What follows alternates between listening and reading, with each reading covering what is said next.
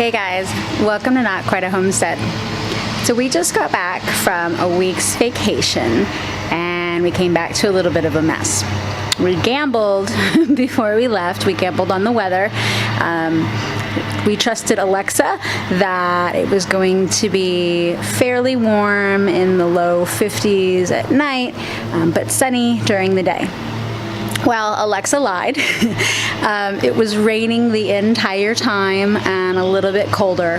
Not so cold that it really damaged any of our plants, but all that water really did a number on what we had set out.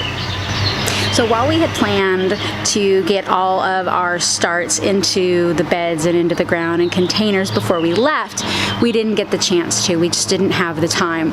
So we thought that leaving stuff in the greenhouse and just out in the sun would be fine. Well, again, with all that water, everything was so waterlogged that all the nutrients just kind of drained out, and we're actually concerned that some of our plants have a little bit of root rot happening.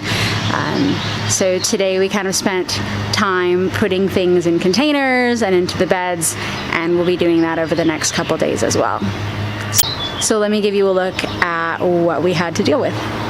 So of course we're still new at all this, so we came out and our first instinct was to clean everything up before we gave you guys an opportunity to take a peek. But all of these plants were in 10-20 trays in the seed starting trays, and every single one of those trays was full to the brim with water. We got so much rain over the last week.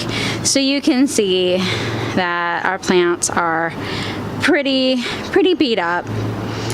They're yellowing. They're not super happy, but they're alive, so that's a good thing. So we did actually end up losing a couple of our loofah plants. It just got too cold for them. A couple of them may end up springing back, but you can see that a couple of them are gone. The peppers are now back in the greenhouse, the ones that we haven't had a chance to plant out.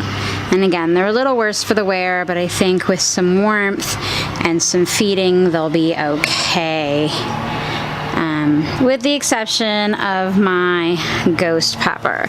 This little guy stuck with me through the winter, and we're not quite sure if it's going to make it. We actually cut off the entire top of this plant, but there is a little bit of growth happening, so hopefully we can get it to come back. We spent some time today getting our peppers out into the containers, and basically these are just topsoil and compost and peat moss. And we've got, these are 10-gallon buckets, so we've got 3 peppers in each bucket. The smaller buckets do really well with 2 peppers. We learned that from Gary over at the Rusted Garden. And they're already happier, but you can see, like here, this purple cayenne, it's not very happy. So we're gonna get them fed, and hopefully the roots will dry out and they'll end up happier. All of our plants in the ground look really great though, so at least the weather did some good for something. It's just everything that we hadn't been able to get out yet. Everything down in the garden beds actually looks pretty good, growing really well. Again, it needs a good feed after all that water, but everything seems to be pretty happy. The peas in the back, and all the tomatoes, and even the asparagus is doing pretty good. And talk about excited about the rain. Look at these root vegetables. We have been harvesting and harvesting and harvesting all of these radishes. So many radishes, and they're so delicious, and they keep coming, and we're actually going to plant some more because we've got a bit more time before it gets too warm.